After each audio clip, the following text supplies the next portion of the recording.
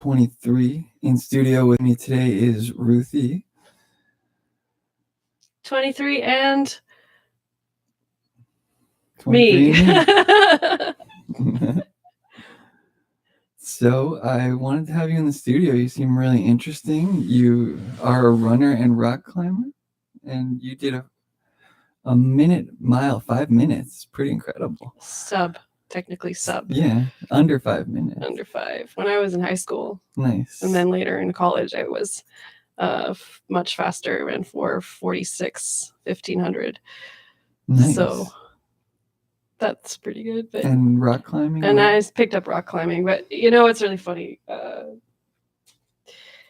You can pick a rock up in any direction and throw it and hit a rock climber or some other kind of extreme sports person in Portland.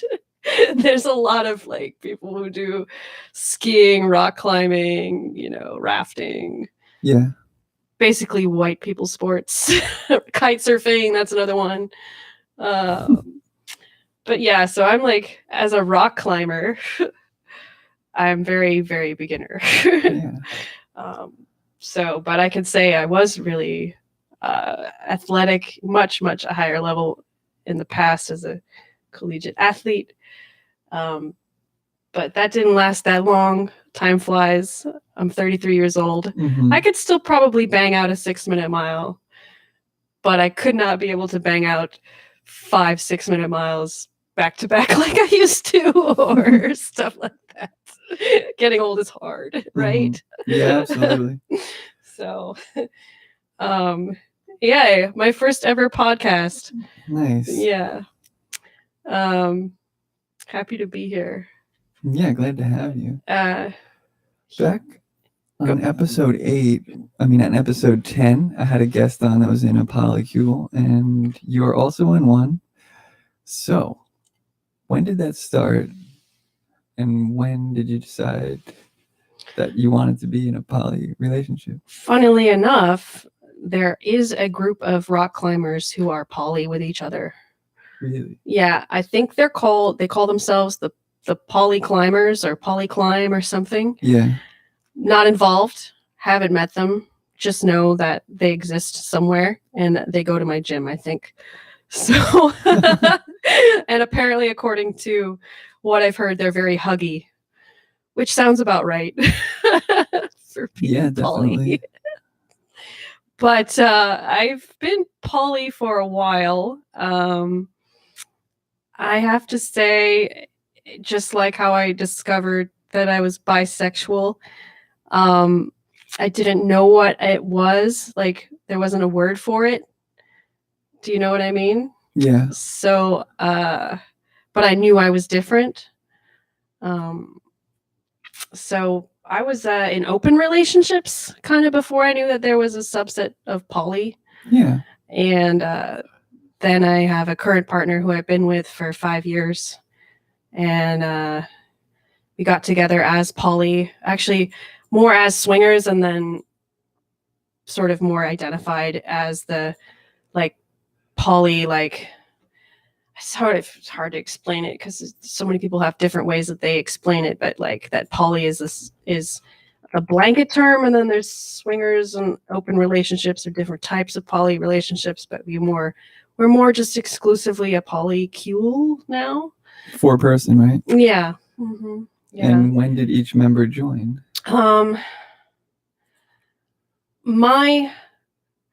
Okay, I guess maybe in episode 8 you had, so you would know episode what a hinge. 10. Sorry, episode 10. Yeah. You would know what a hinge is, right? I don't think we went into the hinge. No? No, I'd like to know about it. Well, okay. Triangles or other geometric shapes where all of the lines connect to each other. Yeah. Completely means that everybody hangs out with everybody. Everybody knows each other. They don't necessarily all have orgies together, but yeah, a triangle would be the 3 people. They all know each other and they all hang out. Whereas a hinge is the pieces aren't connected. You have to see. It's like this. Okay. So it's or another word for it would be a chain. Okay. If it's more than, it's a chain kind of thing. So I guess what I have is it's basically instead of it being a closed shape, it's open. So not all the partners. We don't all know each other. Like, I mean, we all met each other, but we don't really hang out. Yeah. We don't romance everyone. Does that make sense? Yeah. So we're all aware of each other. But it's like we see each other separately. Yeah. Does that make sense? Another word for it would be, the opposite of that would be kitchen table polycule, which is if you have a family and they all come to eat dinner together. Yeah. That's a kitchen table. But I specifically think kitchen table is also where you have to, like, they use more rules, where you have to ask everyone's permission altogether to include another person in the group, which is not how we are at all either. Although I'm fairly careful, I want to know if my partner's seeing an additional person for my own like safety's sake. Yeah. I operate on I expect you to tell me, but I won't prevent you from, or else I don't have the executive. Does that make sense? I don't control. Yeah. So although we've all been together pretty much exclusively for 5 going on 6 years now, and the last person I'm with, it's been about 4 years. Yeah. We maybe will see some other people like occasionally, but not like, and also since my main partner and I were kind of like, we sometimes like to go swinging. Yeah. So there's some of that, but it's not very often. It's not like we're regular swingers or anything like that. Yeah. So that's how it works. Ideally, I like orgies. I love them. They're great, but I don't press it. Yeah. So I don't need an orgy every day. I mean, that's a lot of work. Definitely. I think an episode of Seinfeld expressed that. Yeah. Jerry said, I don't know if I could be an orgy guy. It's a lot. Yeah. And, it's who's in charge, of the orgy at any time. Yeah. That's, is it a democracy? Is it a dictatorship? Who's making the rules? Who's going down on who? It's hard work. It's mentally difficult. Yeah. As well as physically taxing. Yeah. Making sure everybody's happy. In the polycule, you guys will do orgies on a semi-frequent basis? Semi-frequent, yeah. Okay. Me and my primary, we're the most perverted, and the two the far ends of the hinges are the most like least interested in that kind of thing. So we just sort of every once in a while we'll go and do something. They don't participate. Okay. And so it's, as far as I know, they don't do anything like that. So there's no one that's the kinkiest. Probably me, actually. Okay. Yeah. Portland's a good place to be. And I think is really interesting too is that rock climbing to me is a very like polyamorous type of a activity. It's a good metaphor, I think, for monogamy versus polyamory. And I'm not saying one is better than the other. Yeah. But like some people will only climb with one person. They'll have their belay partner they always climb with that they trust. And in rock climbing, you're trusting your life with somebody, right? Absolutely. So in a way, it sort of mirrors the monogamy thing too, where it's like, or sex in general, that it's like you're trusting, your heart and your health. Yeah. To another person. Some people describe polyamory. No, I forget that, but I forgot what I was to say. But some people describe their rock climbing partners as their rock climbing wife or rock climbing husband. Yeah. As the person that they rock climb with the most. So, yeah, it's kind of interesting. Definitely. Yeah. Anyway. Yeah. Do you want to just go over each member of the polycule? No, not specifically. And you're into the gluten empire, so let's talk about that. How'd you start that? Before we started the podcast, you and I were talking about what we do for jobs, and you sell seeds, Yeah. and I sell wheat products, not weed. I get that a lot, and a lot of people are disappointed, especially in Portland. They think I say weed, and then I'm like, oh. Yeah. Every time I say that I sell seeds, the automatic go-to is, "Oh, you sell weed seeds." That's why I started saying, "Not weed." When I said I sold seeds, I would start saying, "I sell flower seeds, vegetable seeds, herb seeds." Herb seeds is risky because you say herb automatically. Oh, it must be weed, even though there's like thousands out there. Yeah. So I sell mostly gluten. Mm-hmm. So that's the title of this episode. Because I'm not a cool like tattoo artist or anything. I sell gluten. So in Portland, which is at most it's ironic. It's not that interesting, but I'm not gonna like that. No. But yeah. Containers and containers. And I do mostly logistics. You probably do a lot of logistics too. Yeah. Yeah, you'd be surprised, right? How bad it can be in the United States, even though we're a first world country, supposedly. Mm-hmm. It's almost as if trying to get something from Ohio to Iowa, you might as well be in the South Sudan or something. It's just like, how can it be so difficult? Because you shipped at USPS. Oh no. The cheapest way. Right, yeah. Well, that's how it is. I mean, yeah. I bet you the margins are thin for you. I'm not going to ask prices. You don't have to tell me. Yeah. Well, the thing is that the shipping structure of the post office changed over time. So in the beginning, it was more worth it because I could ship a 1 ounce package for $1 and change. Mm. And now I'm going to be spending at least $3 and change now. And it's basically everything up to 4 ounces is the same price. 8 ounces is a little bump more. They don't even let you ship anything over a pound. You got to go priority at that point. So they're pretty rigid. I don't think they're really making money, the USPS, right now.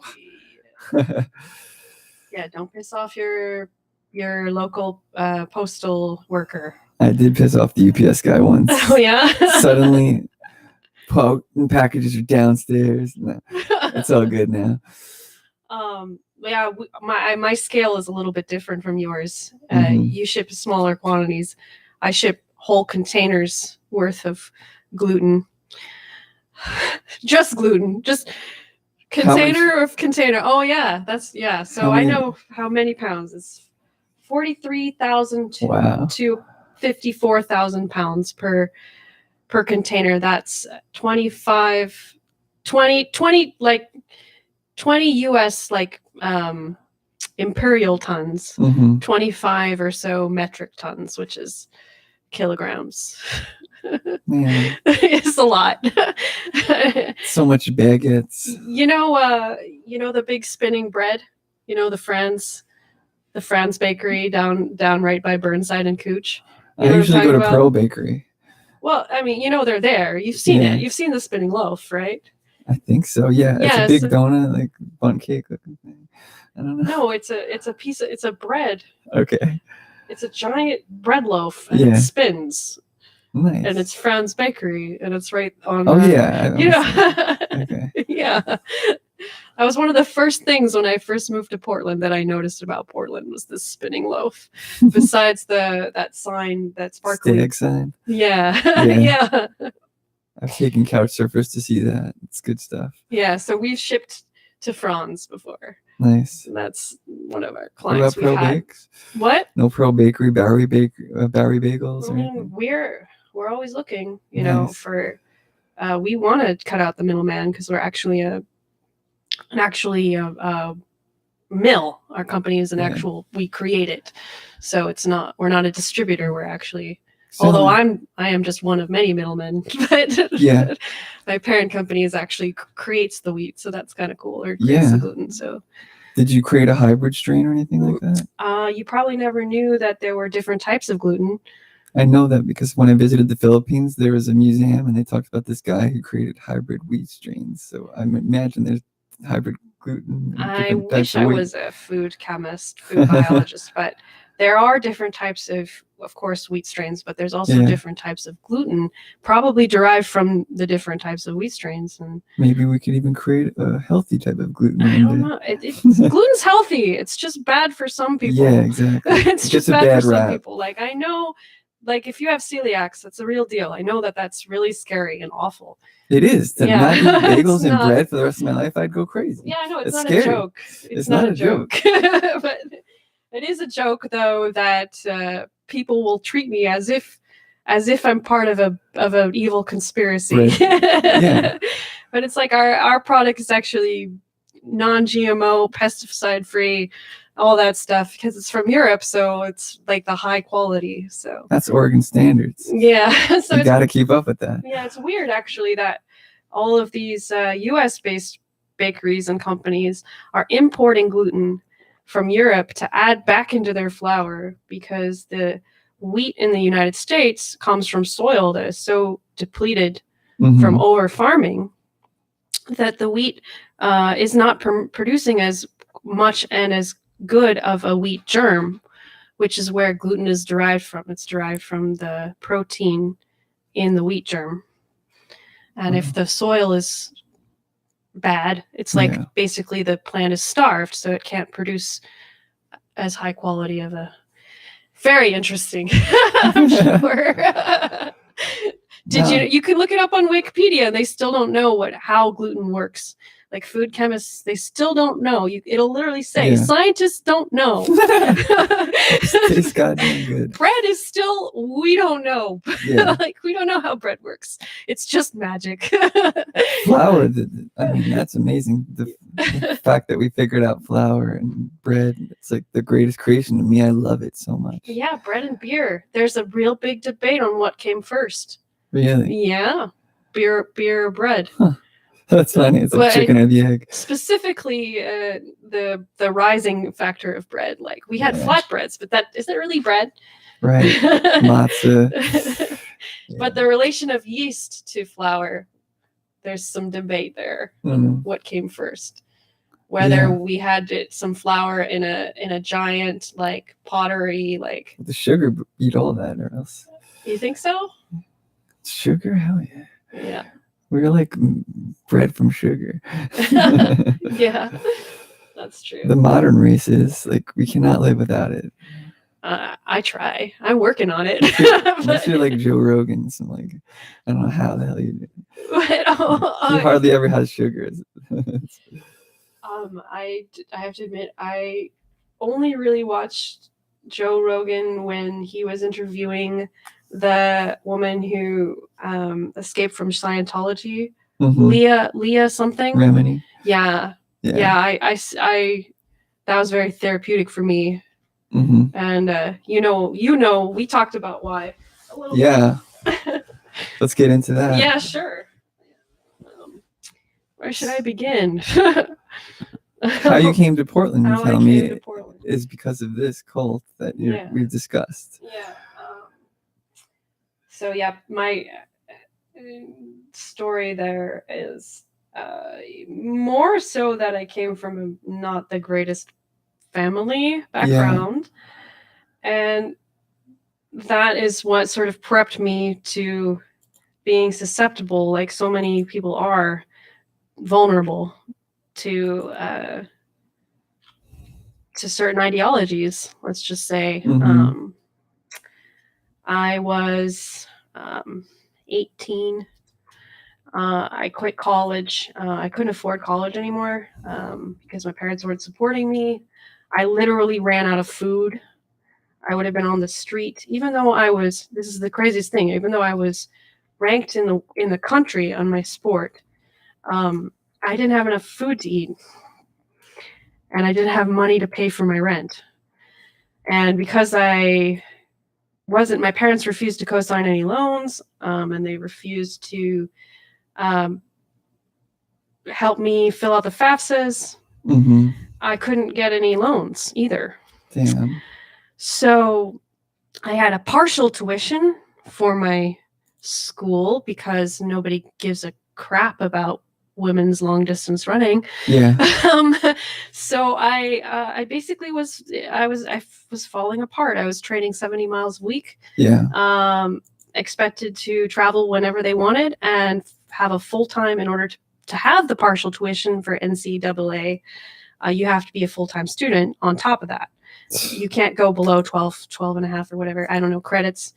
And it was just basically impossible for me to get a job on top of that. Yeah. While I was running out of food. And so I quit. And of course, I had nowhere else to go. So I go back to my family. And at the time, my parents were divorcing. And suffice to say, as my parents were divorcing, my dad got very, very involved in a New Age sort of Hindu guru person. Yeah. And he was, of course, let's suffice to say, very irate that I dropped out of college, but offered me no help whatsoever to get back into college. I think, my parents just had no idea how bad the economy was at the time and how difficult it was for people my age, our age. And he just basically told me, like, you are not capable, clearly not, it's like paraphrase, but there was a lot of persistent message in me growing up that I was not good enough and that I couldn't survive in the world on my own and that I was somehow defective in a way. And so, coupled with the fact that my mom also was very, very Catholic and I am bisexual and different and whatever. And I just was very self-hating. And so my dad's like, okay, I'll talk to this guru and maybe he'll give you a place in his ashram where you can stay because you don't seem to be able to do anything else. And so I ended up, at the time there was nowhere else to go and my dad wouldn't let me stay with him. So there it was. And if don't deny that it was very appealing because these guys weren't Catholic. They let you be whatever you wanted. You could love who you wanted. You could be a strong woman. They had female deities. So on the surface, it is very, very attractive, and so that's how I got involved. And that's just how it just sort of like, I like to tell people as cults go, it wasn't too bad. But at the same time, and also, a lot of it had to do, like, again, with my own, like, inability to advocate for myself, which is a big part of it. But because I was basically shuttled into this by my dad, who was speaking into the ear of the guru about how I'm so, like, incapable of things and problematic and so forth and so forth. I was always just, from the beginning, I was just the bottom tier. I was the lowest level, like the Sea Org in Scientology. Have you heard of that? Yeah, basically that's what I was. And they put me to work. And I was given more in a way, I was given more freedom and more respect than I ever had growing up. So I was very, like, I was in love with it. I was so in love with it. And meditation and yoga and all that stuff, like, I was just down for it. But it's like trying to get over time. It's like realizing something is abusive when it's what you're dependent on. And I lived there for 10 years. I called it the compound. And why I was going to really tell you this, because this is how I got my job in the gluten. Like, the whole story. I'm giving you the whole story. So a series of things happened there. You probably do like 3 episodes about all the stuff that happened there, just like with Leah and her show. She did 10 episodes on Scientology, I think, or something like that. Really? I think so. I think so. And but she had way more. She lot worse happened to her. Okay. But you know how sort of like things are just a little off, but you're like so like wanting to believe that it's good. Yeah. You don't want to pay attention to that. And also a lot of it was like, I had a very minimal interaction with the leader, the guru of the church Yeah. thing, whatever. And I so a lot of the stuff that was done to me by the higher ups Yeah. was sort of excused as, well, it's not the guru's choice. It's just these people. They're acting out of line. Okay. Right? Yeah, I've heard that. You know, it's like Yeah. you just have to accept that some people are Some people are just bad eggs. and Yeah. and so like, oh, it's ultimately great, you know. And Yeah. so I was like, okay, you know, forgive. Yeah. The whole big thing in that place was surrender all the time. Mm. That there's no love without surrender. Yeah. That's interesting. So it was very like, again, you don't really think about it, but in retrospect, you know, like you just start learning about cults and stuff. It's like, yeah, they're just telling you to be passive and submissive, I guess. Yeah, and I mean, so you know, I meditated every year or every day, almost 365 days a week. Yeah. We'd all have to go into the meditation hall twice a day. I mean, most of the time I just did it once a day, but we'd have to sit there and do open eye meditation, which was we'd have to sit there and stare at the guru, and he would stare back at us, and he would sort of like work on us through his eyes. Yeah. Okay. So that's like, yeah, I mean, it just so, you know, like, yeah. And some people would do like these charismatic, like, you know, groans and shakes and from being like, and sometimes the guru would also do the hand stuff, like touching. Yeah. Like he would touch you and you were like, your chakra was opened or whatever. Okay. Which was rare, but yeah, we called it Shakti pot. Shakti means energy, pure energy, and pot is like release, I think. Yeah. Anyway, thank you. No problem. Yeah, and you know, I mean, if nothing really bad happens to you, it's just sort of like it becomes a way of your life. Yeah. But at the same time, like I had no privacy, I had no freedom. I worked 6-7 days a week for years. I never left. For 3 whole years, actually, I never left the compound. Wow. Never went outside. But most people there, you wouldn't think, but they have jobs on the outside. And I did have jobs on the outside too, where you would have to bring money back, you know, because you had to pay rent. You had to pay for what you were, the space that you had, even if the space was like the size of a closet, like really. Yeah. And you have to buy books and stuff like that. Yeah. Ooh, a little tummy ache there. Whoa. I should have ate that gyro when I had a chance. Yeah, Angelina's only open from 11 a.m. to 3 p.m. as I was telling you. Yeah. That's okay. Shh. You'll get your turn later. So where was I? So yeah, suffice to say, stuff got weirder and weirder. And just more that I just couldn't like, things were so obviously unfair. That there was no way that I was ever going to rise up, that they were ever going to let me have a better place, because I didn't have the money, I didn't have the connections, and I was going to be cleaning toilets for forever, basically. And other stuff, like there was some really bad things that happened too, but I don't want to go into it so much. But I remember, I mean, I was so involved that I literally once, like when the guru was giving a talk or anytime during meditation or giving a talk, unless you're like having a what they call a kriya, thing, which I never experienced really myself. So I just was, the longer I was there, I was more and more like, this is kind of weird. But anyway, it was the only family I had, let's just say. But the longer I was there, I started questioning, and but I was so involved that like one time I literally wet my pants because I was afraid I would be reprimanded for leaving the room while the guru was giving a talk. Wow.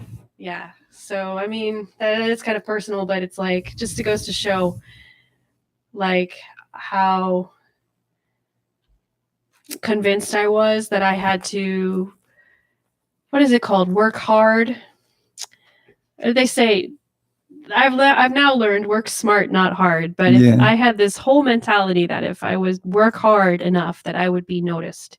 Yeah. And it took me a long time to break that. But it all relates back to how my childhood was and how like invalidated I was growing up. And Right. so why I'm not a psychologist, I don't know. I call myself a homegrown psychologist. Yeah. Basically, all the stuff that I've been through is just like I probably could have a PhD in it, but I don't know. Anyway, but I was gonna say, go ahead. As far as being susceptible to bullshit, do you think you're more susceptible or less susceptible? Oh, I think this is the thing is that I was always a skeptic.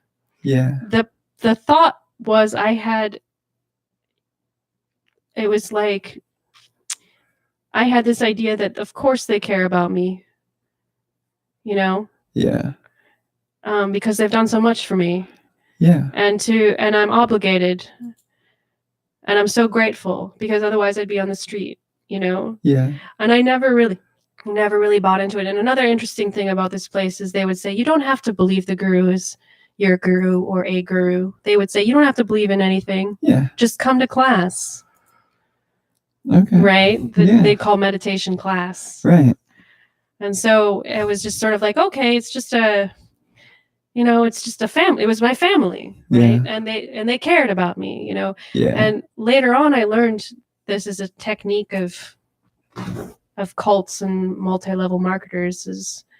It's called love bombing. Yeah.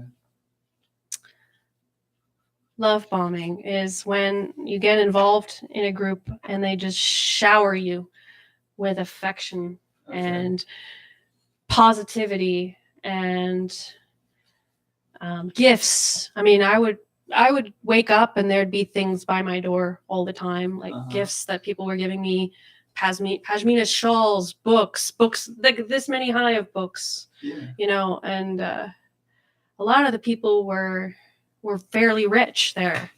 So, they're wealthy, they're happy, they're not, they're giving me more attention than my parents have ever given me in my life, I was starting to feel like my birthday is something I wanted to celebrate, which I hadn't wanted to, and in a long time, and sort of stuff like that. And but what happens is over time, they work on your feeling of obligation, and you feel obligated, and you feel, like more and more that you don't have the right to leave. And then they'll say things like you're not going to survive if you leave. Yeah. Right. So you feel like you're stuck. Like a bad parent would say. Right. So, I mean, like I say it was a step up in my evolution from what I came from. It was easier in a way, but at the same time I got stuck. And so one of the I think really the breaking point was for me. I mean, there were a series of breaking points, but there is ultimately you have to make a choice, Yeah. And I remember thinking, if I stay here any longer, I'm going to become psycho. Yeah. Like these people who are supposedly like acting on their own, like separate from the guru. Yeah. Who are psycho. who have been here for forever. Yeah. Right? They've been living in this place for 30 years. And I was like, I don't want to do that anymore. And one of the other things I noticed that just like broke my brain was I would start to get these urges to laugh in meditation class. Yeah. And what I noticed in all my years is nobody would ever laugh. Huh. Nobody would ever laugh. And we're supposed to be like releasing all of our limitations and becoming enlightened. And nobody would have a kriya where they would just laugh. It would always be groaning, crying, sexual moaning sounds, so forth. And then I just started to notice how few people laughed. Yeah. We ate communal meals together all the time. Breakfast and dinner, always. and nobody would ever laugh. Like, I mean, the jokes there were bad. And that's another thing I learned Yeah. about cults is that you notice that if you're in an abusive environment, be it an employment sort of situation, like that Theranos, you remember? Yeah. That I was telling you about that documentary. I watched that really like raptly because it's very related to cults, the way that she scammed everyone. True. And the way that she ran the business in this culture of fear, because it was all a scam, very similar Mm-hmm. to, you can sort of recognize it. So to answer your question, long answer is that I'm way more, I don't give people my heart anymore. Yeah. To say, I mean, like, I'm as skeptical as I was, but I Yeah. no longer feel obligated to give anybody any energy like I used to. Yeah. You know what I mean? I do know what you mean. Yeah. So When you get burned once, yeah. that's good. Yeah. You don't want to get hurt again. I mean, Yeah. So done enough. Yeah. yeah. So I was supposedly not going to survive if I left. I was not going to survive out here in the scary big world. Uh-huh. They were like, you're just gonna fall apart. You're gonna get full of plastic toxins and bad energy and so forth. But hey, here I am. Yeah. I'm still here. Yeah. I mean, and I live in Beaverton, man, and that's rough. So Yeah. Got to travel down that TV highway. yeah, God, It's a nightmare. it's a nightmare. Why is there not a real highway into that area? It's worse if you're stoned too. Yeah. It's just, it's like, even if you're a passenger, you're just like, will this never end? Yeah. It's just Toyota dealership after BMW dealership after Right? Toyota dealership. Like, yeah. It might not be hell, but it's a level of heck for sure. Yeah. So anyway. So I'm looking at your favorite breakfast on Instagram. Oh yeah. Bananas, cucumbers, walnut, and a dash of sour cream, Yeah. as well as rosemary. Yeah. Yeah, I made that one up myself, purely on my own. And that was actually after I had been away from out of the US for like 3 months, and I came back, and that's what I craved. It just appeared to me in a vision. Nice. Yeah.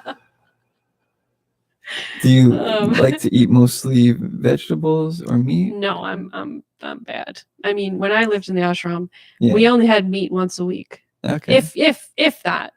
So now that I'm out in the heathenous, evil devil world, I'm so bad. KFC, man. Not that I hadn't had KFC before. That's not what I'm saying. I'm so bad. Have Popeyes yet? I love Popeyes. I actually don't like Popeyes. Did you get the 3-piece chicken tender meal? No. That's the best thing there. No, I've delivered it. No one does times. tenders better than Popeyes. Okay. That's what I'm saying. I would never get like McDonald's or Burger King tenders. Just nothing. Or KFC even. Just garbage to me. I don't know why. It's just the one. Nothing that beats that original dark meat. Yeah. Yeah. Yeah, it's almost as good as alligator. Have you ever had alligator? I have tried it once. Really? They have it at like a food truck, I think, around here. Really? Yeah. Really? They have alligator in Portland?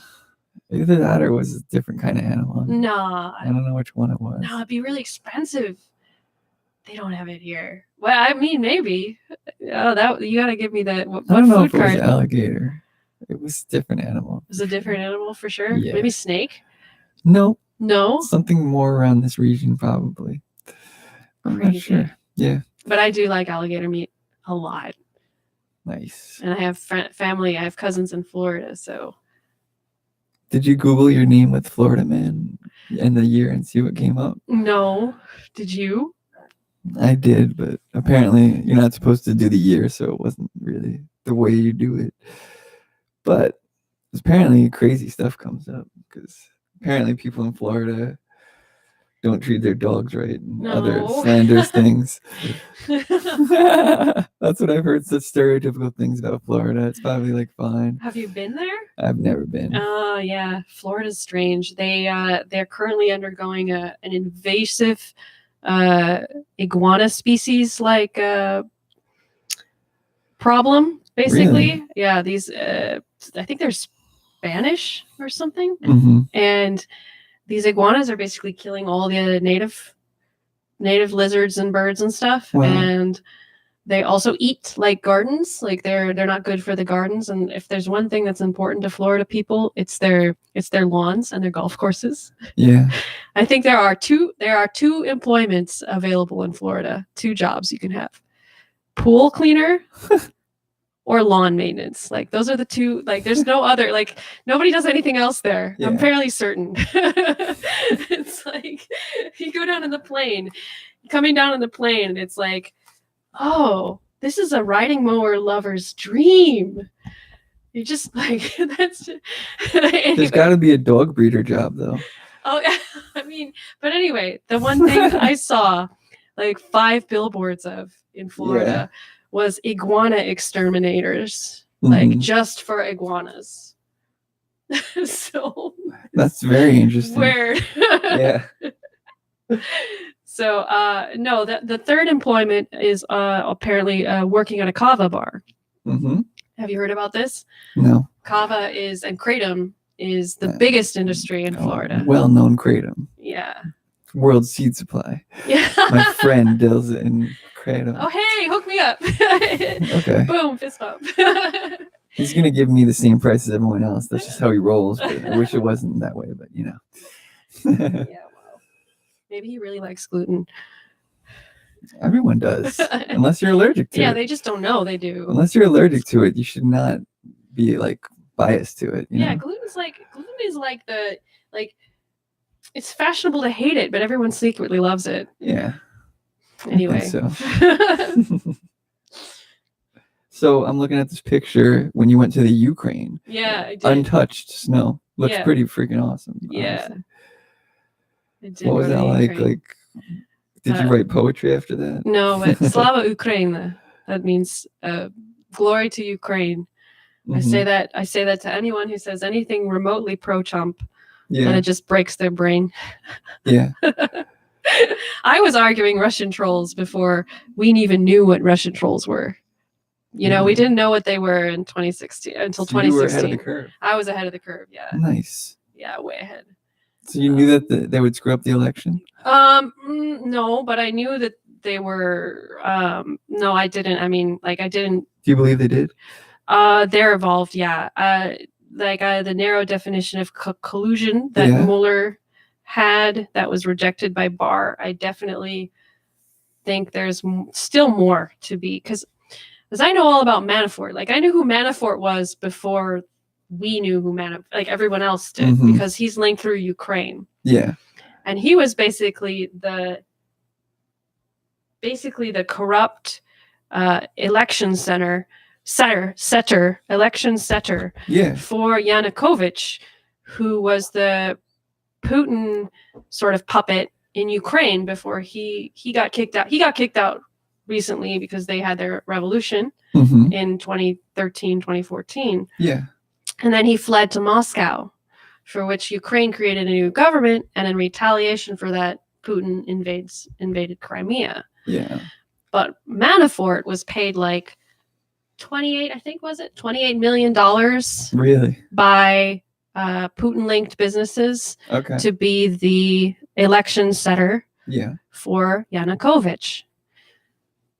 So then he comes to the United States, and he was wanted in Ukraine. He was a wanted criminal in Ukraine before and even I think possibly he might have been wanted for some actual like bank fraud by Europe. I'm not sure. There might have been more than just the stuff he did in Ukraine, but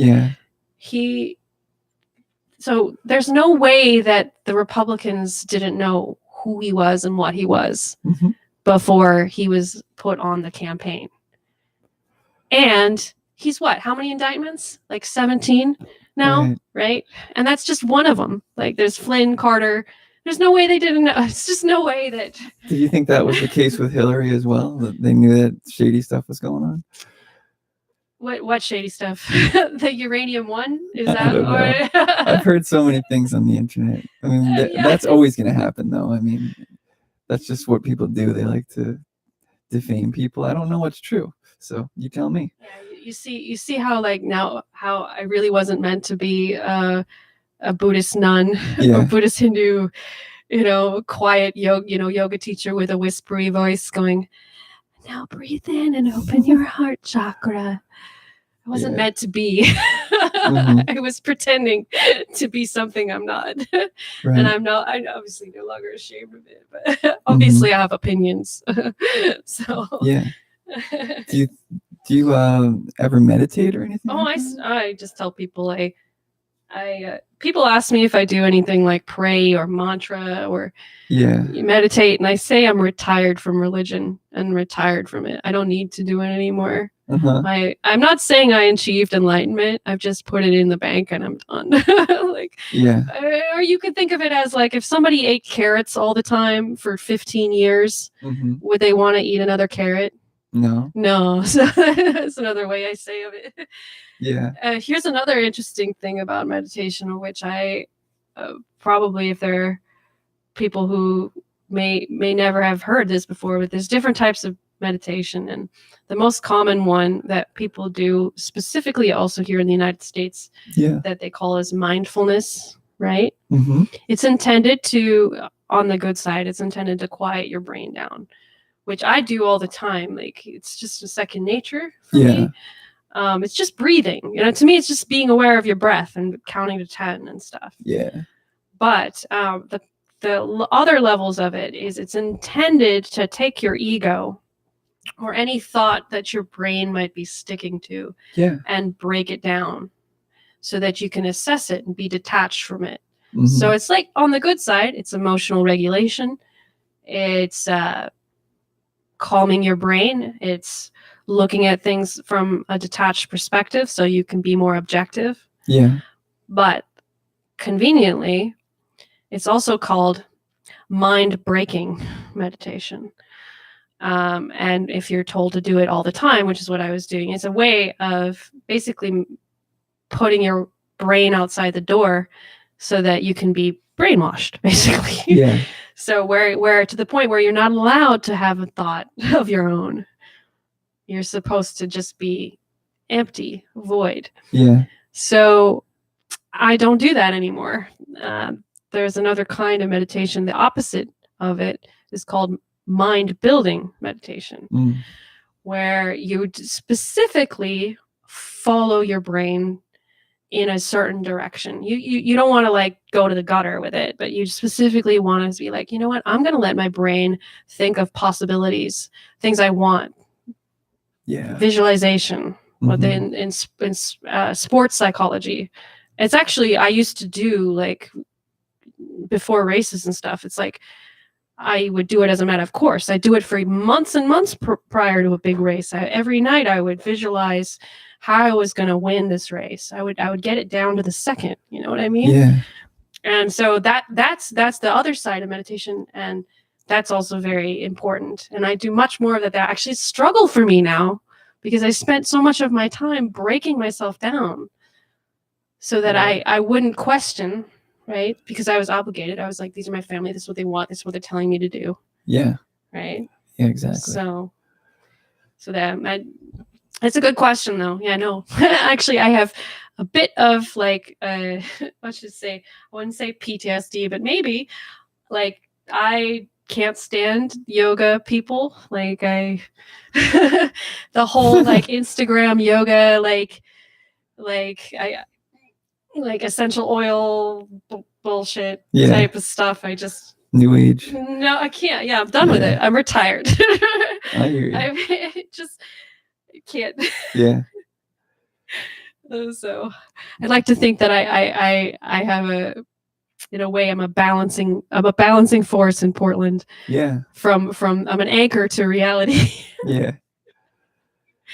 Would you ever go ski jumping? Ski jumping? I actually just went skiing last year for the first time in my life. Yeah.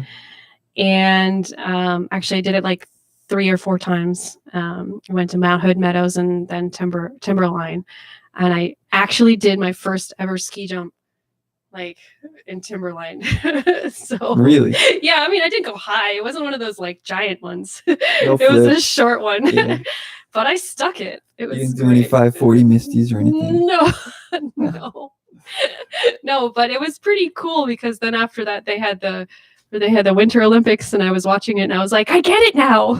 Yeah. So- Yeah, you were saying on Instagram how women are finally allowed to compete in ski jumping in Yeah. 2014. I had no idea. Yeah. They weren't allowed. No, they weren't allowed. Actually, this was pretty crazy. Yeah.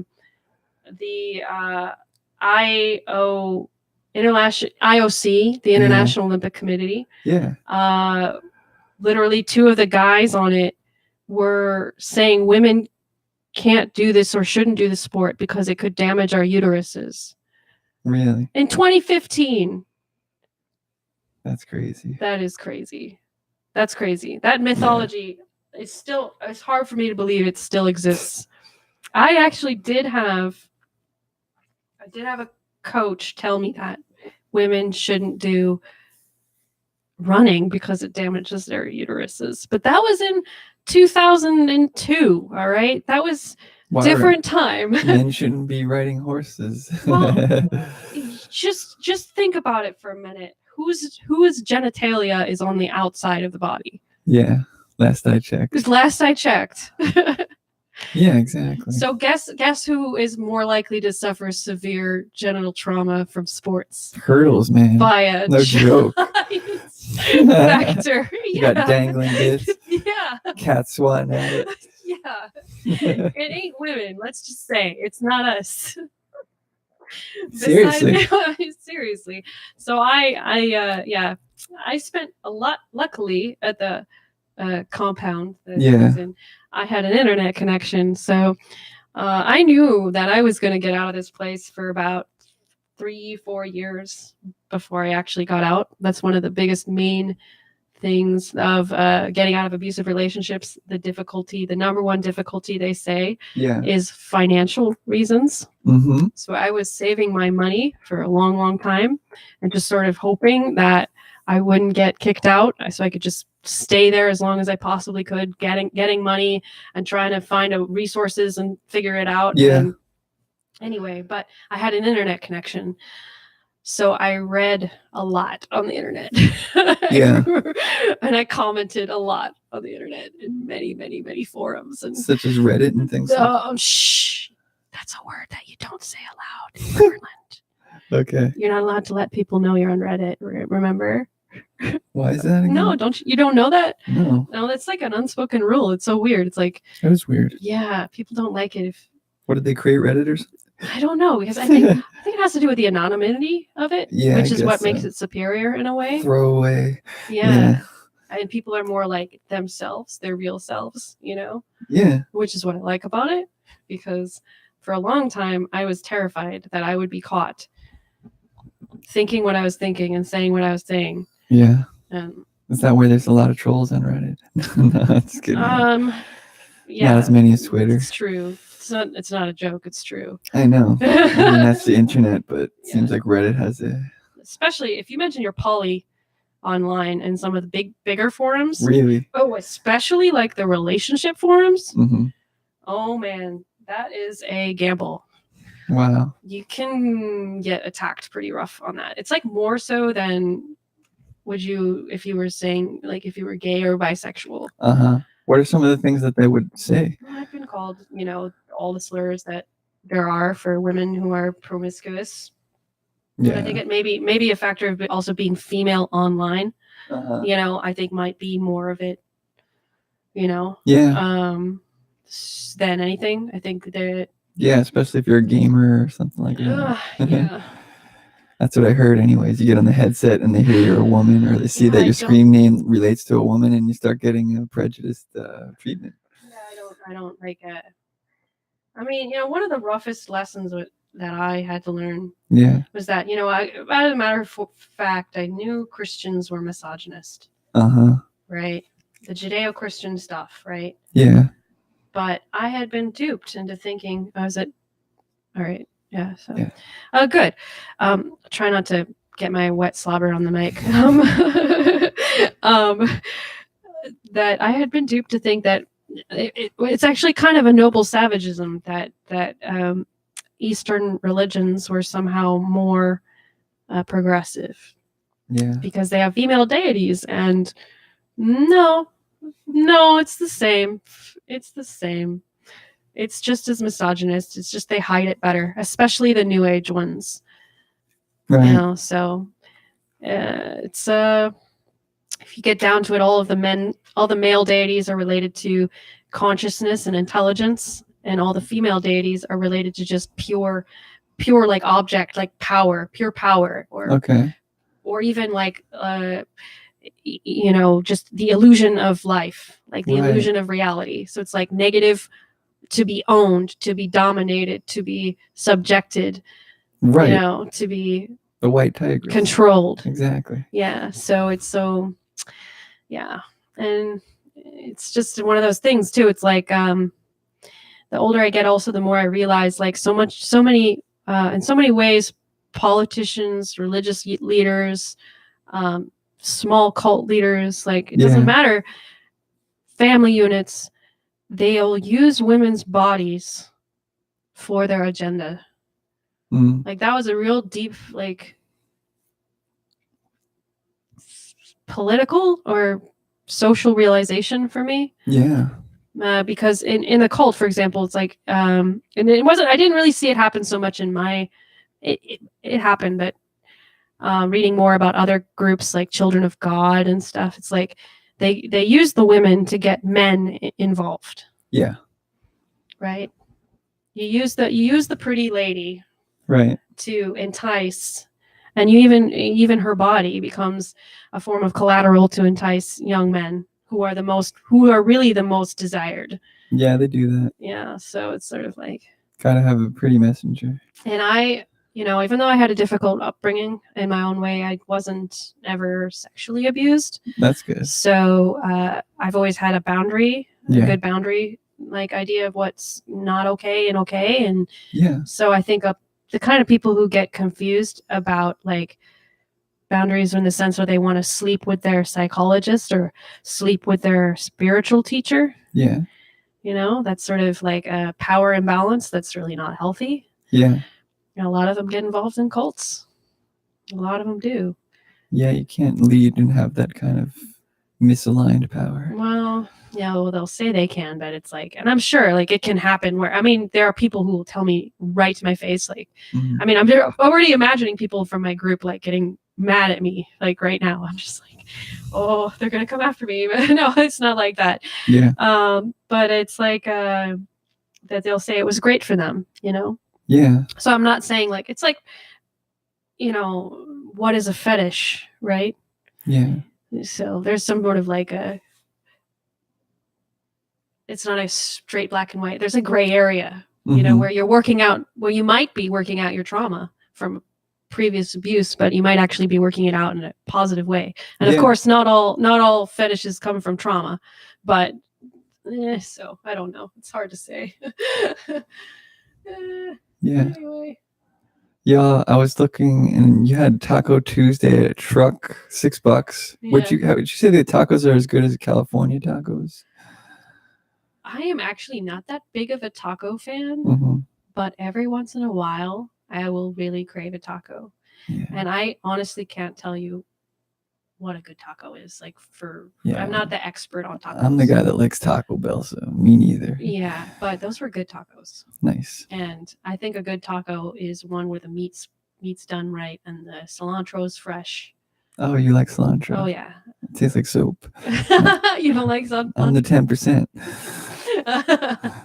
Yeah. And I like the ones that have, like, the pickled beet, or not the pickled beet, the pickled red onion. Yeah. That's the authentic you like. And the lime. I guess I am. You like lime? Yeah. Nice. Yeah, you like the authentic tacos. I like this, like Taco Bell, like the big tacos. They're so, not the real thing at all. But they clean you out good. So. Yeah, that's true. They sure do. Clear all your chakras. Yeah. What kind of meat do you like in your taco? All kinds of meat. Yeah. I haven't tried.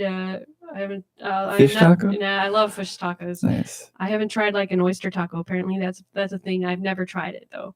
I bet it's good. I have never had an alligator meat taco. Would you eat any kind of meat, any part? The one kind of meat I wouldn't probably eat, I think, is I'm a little bit scared of like bear meat or like the kind of meat that it's a predator. If it's a predator, like a cougar or a bear, yeah, I'm just a little bit not so sure about that. But any part of the animal? Any part of the animal? Yeah. Oh, part. Oh, I'm sorry, I missed the question. No, I asked both. Okay. I've eaten sheep brain. Yeah. I didn't like it. I wouldn't eat brain again. I don't think if I were offered. Maybe if I was hungry enough. I've had haggis. Okay. It's okay. Uh-huh. Asshole, probably no. I probably wouldn't eat an asshole. Unless it was alive and consenting. Yeah. Balls. What? No, like bull balls. I think that's a delicacy somewhere. Yeah, it's like haggis. Oh, that's what haggis is? No, well, it's the testicles. Okay. Haggis is the testicles. I don't know if I think it's a Spanish thing, the bull balls. Okay. It might be the whole testicle, like the skin included. I'm not sure. What? Probably not. Okay. I could probably get that wrong. All right. But I might have tried that too. I'm not sure. I might have had. It's in a soup. What does it taste usually. like? It's in a soup usually. Okay. Just like sausage meat in a soup. It's just yeah, it's fine. You don't think about it too much, I guess. Yeah.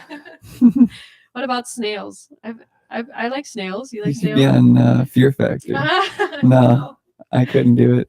You would probably be able to eat the Philippines delicacy. Which is what? Balut. Which is what? Which is an egg that's halfway hatched, and you eat it.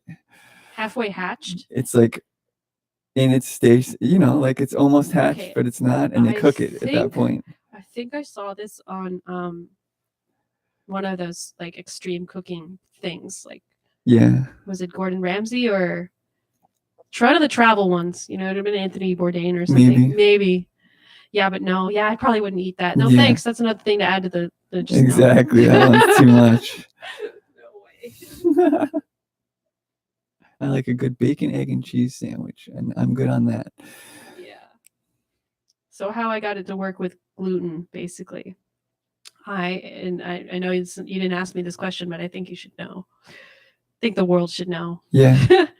When I was telling you that I noticed there was no laughter in the compound, in the ashram. Right. I decided to watch funny videos every day because I was depressed. Mm-hmm. And so I started working on just funny videos, just like, like this cat doing a silly thing, right? And then later it started getting into more comedy shows. Like I started learning more about comedians. Mm-hmm. Then I started thinking, you know what? I would love to go to a comedy show. Yeah. And I actually found out that there was a open mic comedy really close by to the ashram. Nice. And I snuck out. I actually snuck out. Hopped fence. I mean, I didn't really have to, but it was the best way to. They weren't gonna like drag me back with like dogs or something. Like I could have gone at the front door. It would have been fine, but it might have raised questions. Right. So I decided to go out the secret way. So I jumped the fence and I started going to open mic comedy shows. For like a year, I did that, maybe once a week when I could, when it was available. Yeah. And right around the time, that's when everything started cascading. Yeah. Where I started getting flagged more and more by the people there that I was a problem. Yeah.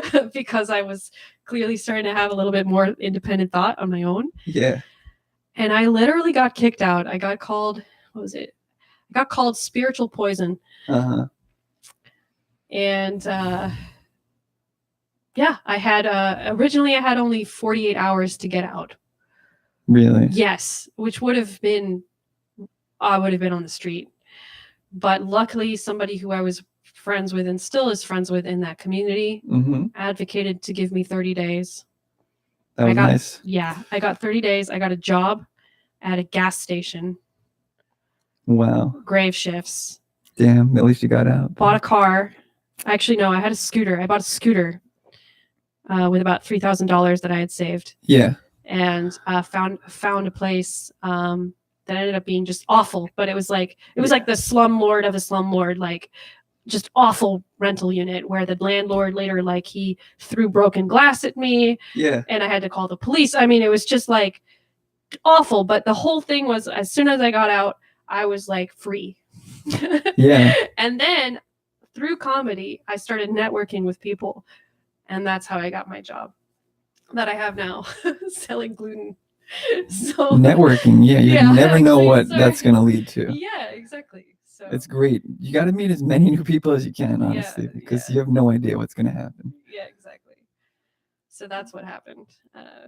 That's the end of it. And I mean, like, for about a year and a half, I worked the worst jobs you could possibly imagine. Yeah. Like, they passed a law recently. I don't know if you heard, this is very Portland relevant. Oregon passed a law protecting atheists from discrimination in the workplace. Did you hear about that?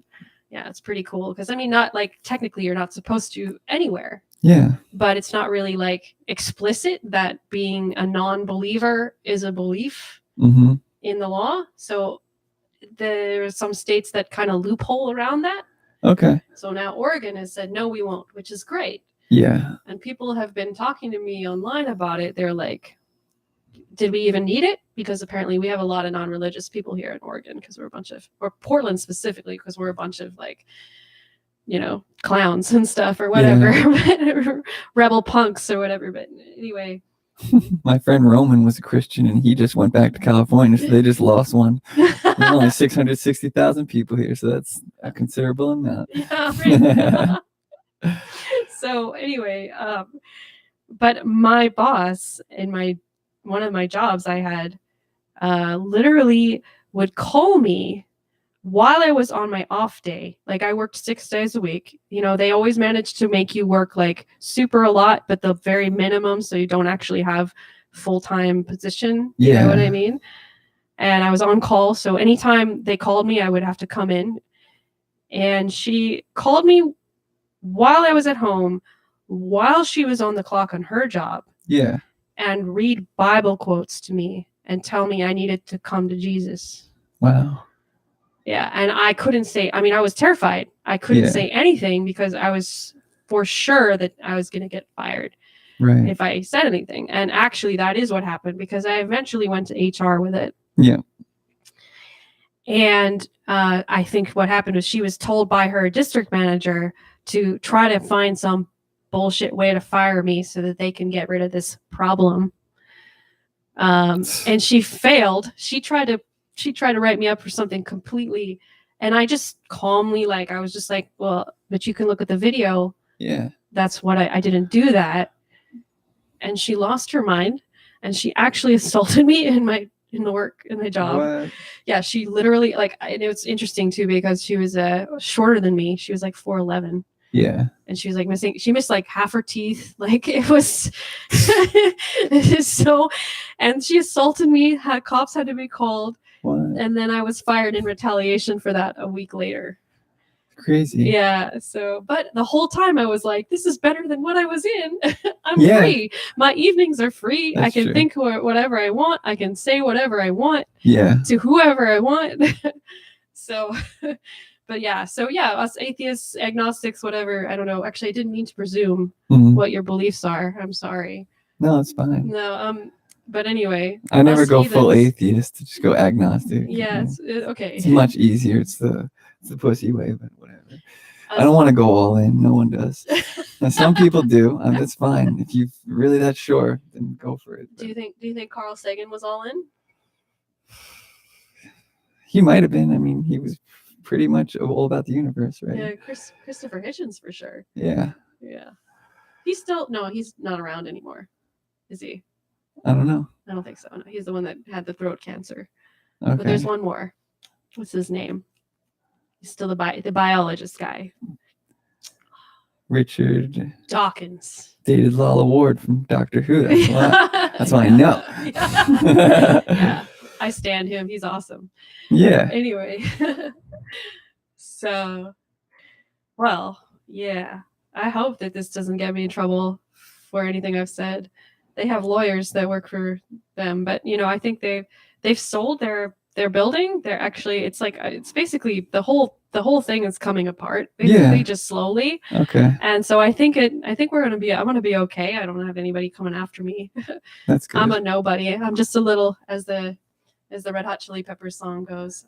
Yeah. I'm just a little ant, just a little pea. Do you ever like get paranoid and cover your laptop with tape or something because you think they're watching or something? No, That's good. no, and it's really kind of sad that like the one other person I know who got out in similar circumstances to than I did. I'm sure there are more. Yeah. I'm sure there's way more. It's just that everybody's was so closed off from each other. Yeah. Do you know what I mean? Yeah. That you don't really know the whole story, and people would just disappear, and you never hear from them again. Right? Okay.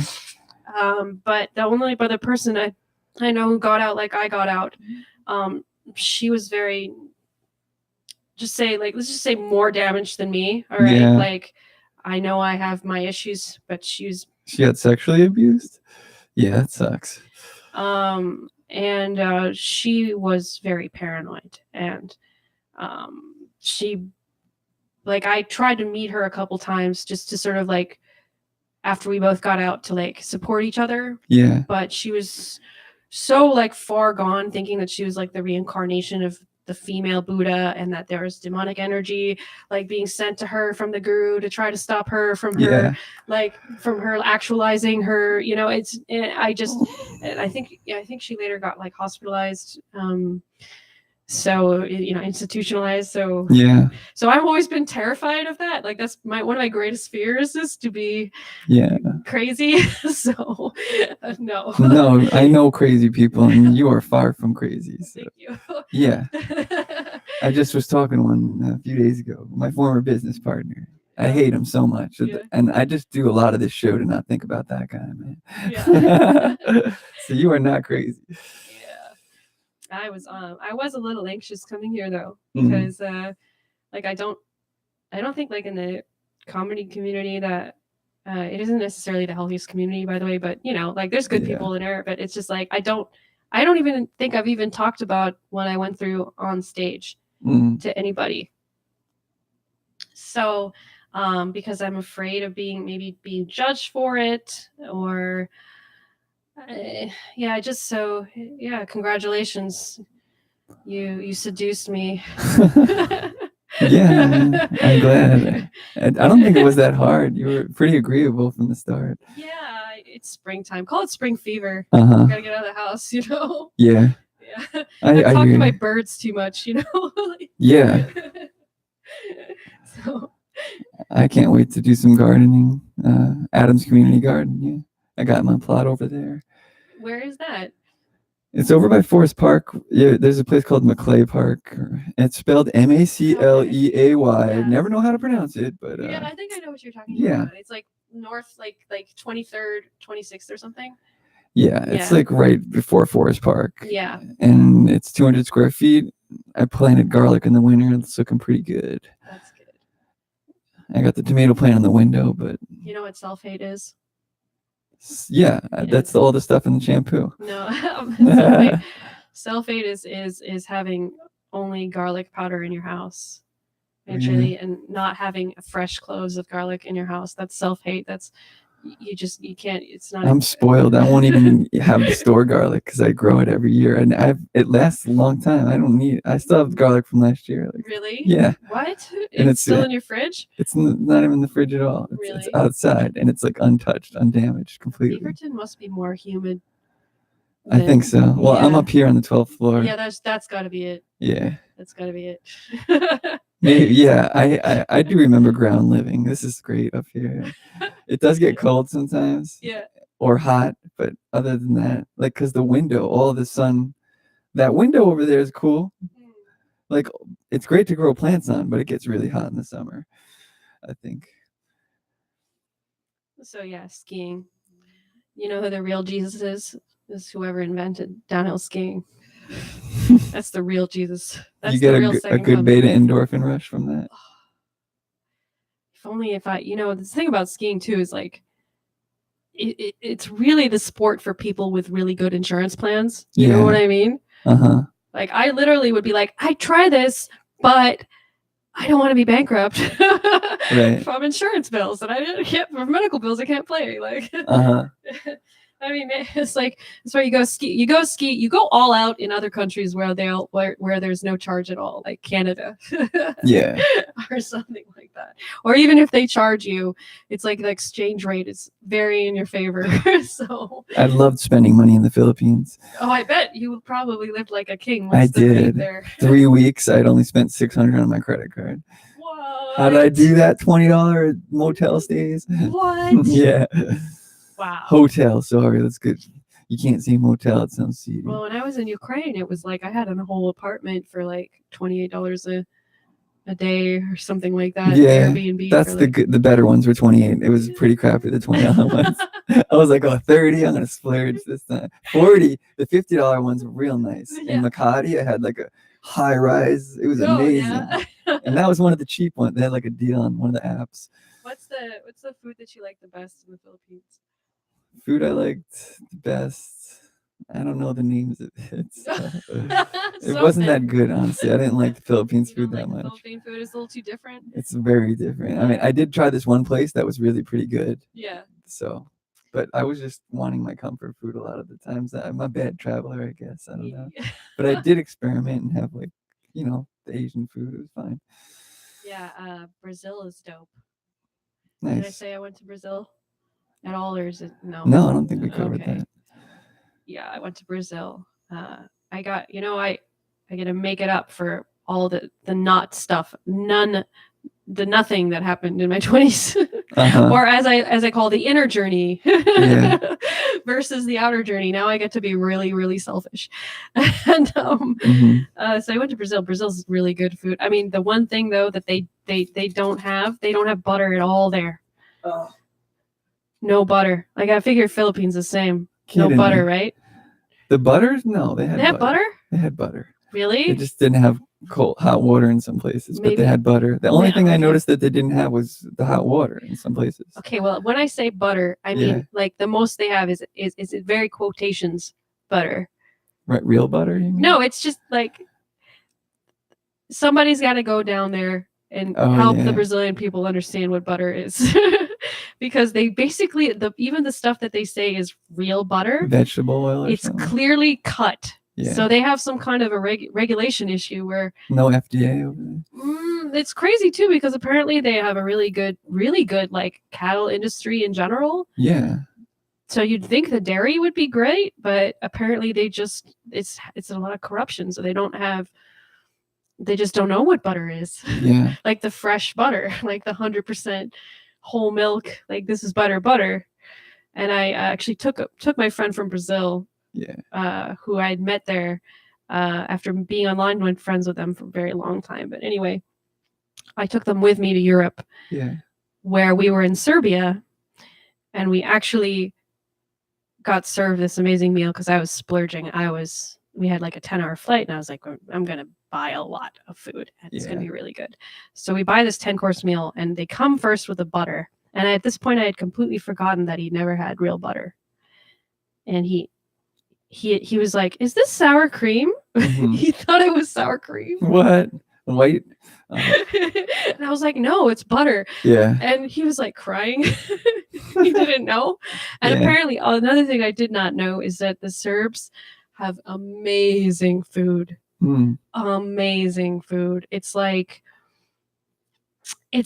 very similar to Ukraine, but it has elements of Italian, and Hungarian actually, because it's right there. Obviously, Hungary's right there, so it's really good food. Really, really good food. Nice. So, but Brazil was a little difficult for my stomach as well, just different. Yeah, but anyway. Yeah, it did upset my stomach sometimes, so that's when I went to just like say, oh, I wonder what this fast food place sounds. I just want to see how bad the meat is at this one compared to American. Now, people don't talk about it when you travel. They don't admit that they don't say that if you like, oh, you like to travel. If you're gonna be going like really traveling for a You gotta while, get the real experience. there's just basically you have to accept that you like diarrhea to a certain point. Yeah. Like, because that's what happens. It's like Exactly. unavoidable. It's like, Yeah. you don't have to get a bug. It's just so different from It what your is. body is used to that it's pretty much guaranteed. Yeah. Diarrhea. Okay. Exactly. I mean, I think I did pretty well in Brazil. I didn't really get like that day long, like days or day long, like 24-hour, just sort of like explosion. Yeah. I managed it, I think, pretty well. Like I had some issues where I had to just like run a couple times, but I tried to like balance it, and have like this stuff I'm familiar with, and then the stuff it's different, and also a lot of alcohol. Yeah. That's also a secret. It'll kill the bugs. So it's true. Nice. Yeah. Not the beer, the hard liquor. You have to do the hard stuff because the hard stuff is what kills the bugs. Yeah. The beers they probably like. What? The beer they probably like that. Well, yeah, they like the beer. I'm sure the beer in Philippines is actually pretty good, huh? Yeah. Yeah, they probably have some good stuff. Yeah, absolutely. Yeah, absolutely. Okay. I mean, I'm not too into beer, so I don't know. I like the Portland beer, honestly, like the ambers. I first tried amber beer when I was in Portland. Yeah. And I really liked it. And that's when I discovered, everything in New York I tried was very blondes. It's like, I don't like totally dark beer, but I like a little mix in between. Yeah. Yeah. I don't like beer. I haven't drinking it in like a year, but when I did, it was cool. And I used to get like heartburn or something, burning feeling in my chest. I'll do it as a chaser. Actually, when this was like last year, was the longest time I'd ever been gone from the United States. I was gone for over 3 months, and I went from Brazil to Serbia, Portugal, Austria, Germany, and then Ukraine was where I finished out. And it's really funny. I missed tequila the most. And I thought like I like vodka about as much as I like tequila. No, I don't. And Ukraine is like vodka everywhere. You're gonna get the really good stuff, Yeah. But no, I missed tequila the most. I also missed spicy food. And Brazil is not a spicy place. It's actually, maybe I just didn't. Maybe there are places where it's spicy, but they do like kebab a lot. They like Arab food, but it's not that spicy. They're just not. And so I was thinking that it would be spicy there. And then of course Europe, they don't know. Right. They don't know. Black pepper is spicy to them. And I just missed like here in the United States, if your food isn't that great, depending on the restaurant you're at, if it's an Asian themed restaurant, you get the sriracha and you dampen the flavor or balance the flavor with that. Yeah. Or if you're in any other like American style place, you'll get the tapatio or the Tabasco. So now I've realized if I ever go to Europe again or anywhere where they don't have the spicy food, I'm going to make sure I bring tapatio with me. Definitely. Definitely. It's important. It's vital. My ex's whole family loved that tapatio. Tapatio, yeah. Oh, yeah, breakfast, lunch, dinner. My eye and tapatio have done a dance. I once squirted tapatio sauce right into my eye. Damn. That must have hurt. That was last year. That was my highlight of 2018 was the tapatio incident. Damn. And I literally thought that I've had, if you're old enough, you've probably had an eye incident or two where you've like scratched your cornea, got something in there. When I was frying, it was for a middle school project, I think 6th grade. I was like looking over the fryer. My dad was doing a bad job and it like splattered up into my eye. Yeah. It was the scariest moment when I was little. And it hurt you? I mean, it did hurt. Yeah, and I thought I would be like blinded or something. Yeah, no, yeah. This was it. That was it. I thought I was blinded. Damn. It's like the roughest feeling. Yeah. Can't imagine not seeing it. It's so horrible for me. I'm so visually like response. I don't know. I just love Yeah. it. I have this huge TV. It's the best. I don't know. I think I have one about the same size. Nice. I've become suburban. Size matters. 65 inches, no less. I have a treadmill. Like, I'm one step away Yeah. from. I got the recumbent bike. Like a treadmill I never use. Like, Right. I was not using that too much, and then I put it in front of the window and I was like, watch TV a little bit. Yeah. It was out of the way in the corner for a while. I was like, yeah. Yeah. I'll watch serial killer documentaries at 2 a.m. and then wonder why you can't sleep, right? Yeah. You said you were watching the Ted Bundy one or something. I was like watching the Ted Bundy series on Netflix, and then I was like, man, that was interesting. Let's check out another like serial killer show. And then like 2 episodes in, I was like, I'm totally done with this. Yeah. It's too much. Too much. I get this thing where I can't like stop watching it until I'm done. Yeah, I do that. I'm such a completionist. I have to watch every episode. I'm on this website called Follow Shows, and I just like have to check off every episode I've watched. Really? It's bad, yeah. It's bad. So I still have some hangers on. Like I gotta watch the rest of Preacher and like Naked and Afraid. It's like I don't know when I'm gonna get around to that.